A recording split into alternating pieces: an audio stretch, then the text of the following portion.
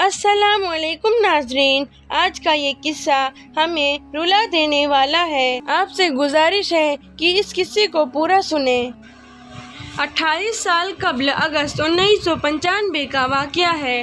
حکم ہوا تمام مردوں کو ایک جگہ اکٹھا کیا جائے۔ فوجی شہر کے کونے کونے میں پھیل گئے۔ ماؤں کی گودوں سے دودھ پیتے بچے چھین لیے گئے۔ بسوں پر سوار شہر چھوڑ کر جانے والے مردوں اور لڑکوں کو زبردستی نیچے اتار لیا گیا۔ لاٹھی ہانکتے کھانستے بزرگوں کو بھی نہ چھوڑا گیا۔ سب مردوں کو اکٹھا کر کے شہر سے باہر ایک میدان کی جانب ہانکا جانے لگا۔ ہزاروں کی تعداد میں لوگ تھے۔ عورتیں چلا رہی تھیں، گڑ گڑا رہی تھیں۔ ادھر اعلانات ہو رہے تھے، گھبرائیں نہیں، کسی کو کچھ نہیں کیا جائے گا۔ جو شہر سے باہر جانا چاہے گا اسے بحفاظت جانے دیا جائے گا۔ زاروں قطار روتی خواتین اقوام متحدہ کی ان فوجیوں کی طرف التجائیہ نظروں سے دیکھ رہی تھیں جن کی جانب سے دعویٰ کیا گیا تھا کہ شہر محفوظ ہاتھوں میں ہے، لیکن وہ سب تماشائی بنے کھڑے تھے۔ شہر سے باہر ایک وسیع و عریض میدان میں ہر طرف انسانوں کے سر نظر آ رہے تھے، گھٹنوں کے بل سر جھکائے زمین پر ہاتھ ٹکائے انسان، جو اس وقت بھیڑوں کا ریوڑ دکھائی دے رہے تھے۔ 10,000 سے زائد انسانوں سے میدان بھر چکا تھا۔ ایک طرف سے آواز آئی، فائر! سینکڑوں بندوقوں سے آوازیں بیک وقت گونجیں، لیکن اس کے مقابلے میں انسانی چیخوں کی آواز اتنی بلند تھی کہ ہزاروں کی تعداد میں برسنے والی گولیوں کی تڑتڑاہٹ بھی دب کر رہ گئی۔ ایک قیامت تھی جو برپا تھی۔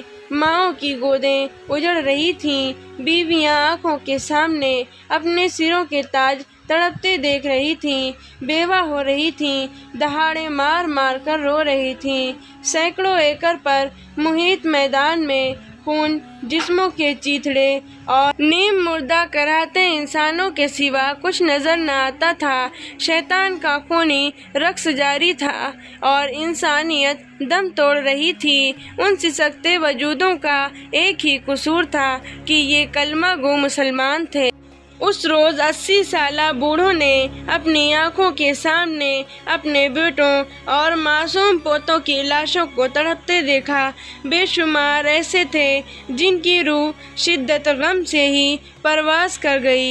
شیطان کا یہ خونی رقص تھما تو ہزاروں لاشوں کو ٹھکانے لگانے کے لیے مشینیں منگوائی گئیں۔ بڑے بڑے گڈھے کھود کر 500 ہزار لاشوں کو ایک ہی گڈھے میں پھینک کر مٹی سے بھر دیا گیا۔ یہ بھی نہ دیکھا گیا کہ لاشوں کے اس ڈھیر میں کچھ نیم مردہ سسکتے اور کچھ فائرنگ کے زد سے بچ جانے والے زندہ انسان بھی تھے۔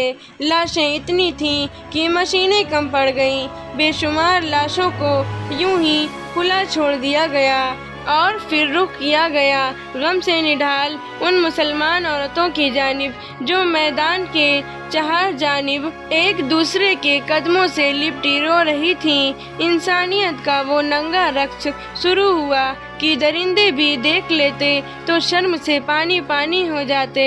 شدت غم سے بے ہوش ہو جانے والی عورتوں کا بھی ریپ کیا گیا۔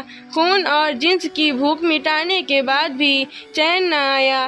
اگلے کئی ہفتوں تک پورے شہر پر موت کا پہرہ طاری رہا۔ ڈھونڈ ڈھونڈ کر اقوام متحدہ کی پناہ گزین کیمپوں سے بھی نکال کر ہزاروں لوگوں کو گولیوں سے بھون دیا گیا۔ محض 2 دن میں 50,000 نہتے مسلمان زندہ وجود سے مردہ لاش بنا دیے گئے۔ یہ تاریخ کی بدترین نسل کشی تھی۔ ظلم و بربریت کی یہ کہانی سینکڑوں ہزاروں سال پرانی نہیں، نہ ہی اس کا تعلق وحشی قبائل یا دور جاہلیت سے ہے۔ یہ 1995 کی بات ہے، جب دنیا اپنے آپ کو خود ساختہ مہذب مقام پر فائز کیے بیٹھی تھی۔ یہ مقام کوئی پسماندہ افریقی ملک نہیں بلکہ یورپ کا جدید قصبہ سربرینیکا تھا۔ یہ واقعہ اقوام متحدہ کے نام نہاد امن فورسز کے عین سامنے بلکہ ان کی پشت پناہی میں پیش آیا۔ اگر آپ سمجھتے ہیں کہ یہ مبالغہ آرائی ہے تو ایک بار سربرینیکا واقعے پر اقوام متحدہ کے سابق سیکریٹری جنرل کوفی عنان کا بیان پڑھ لیجیے، جس نے کہا تھا کہ یہ قتل عام اقوام متحدہ کے چہرے پر بدنما داغ کی طرح ہمیشہ رہے گا۔ 90 کی دہائی میں یوگوسلاویہ ٹوٹنے کے بعد بوسنیا کے مسلمانوں نے ریفرینڈم کے ذریعے سے اپنے الگ وطن کے قیام کا اعلان کیا۔ بوسنیا ہرزیگوینا کے نام سے قائم اس ریاست میں مسلمان اکثریت میں تھے، جو ترکوں کے دور عثمانی میں مسلمان ہوئے تھے اور صدیوں سے یہاں آباد تھے، لیکن یہاں مقیم سرب الگ ریاست سے خوش نہ تھے۔ انہوں نے سربیا کی افواج کی مدد سے بغاوت کی۔ اس دوران میں بوسنیا کے شہر سربرینیکا کے ارد گرد سرب افواج نے محاصرہ کر لیا۔ یہ محاصرہ کئی سال تک جاری رہا۔ اقوام متحدہ کی امن افواج کی تعیناتی کے ساتھ ہی باقاعدہ اعلان کیا گیا کہ اب یہ علاقہ محفوظ ہے، لیکن یہ اعلان محض ایک جھانسا ثابت ہوا۔ کچھ ہی روز بعد سرب افواج نے جنرل ملاڈچ کی سربراہی میں شہر پر قبضہ کر لیا اور مسلمانوں کی نسل کشی کا وہ انسانیت سوز سلسلہ شروع کیا جس پر تاریخ آج بھی شرمندہ ہے۔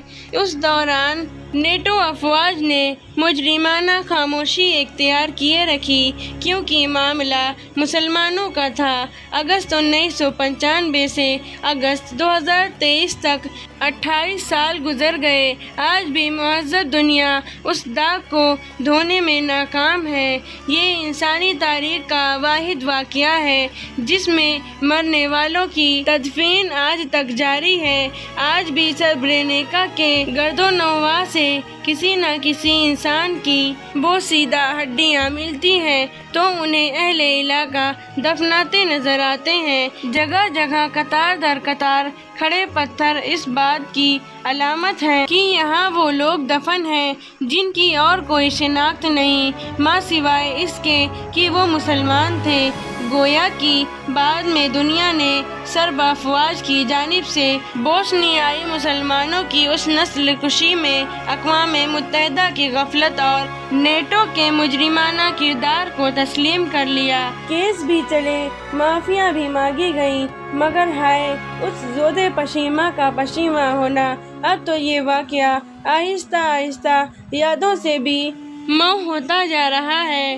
دنیا کو جنگ عظیم، سرد جنگ اور یہودیوں پر ہٹلر کے جرائم تو یاد ہیں، لیکن مسلمانوں کا قتل عام یاد نہیں۔ غیروں سے کیا گلہ، ہم میں سے کتنوں کو معلوم ہے کہ ایسا کوئی واقعہ ہوا بھی تھا۔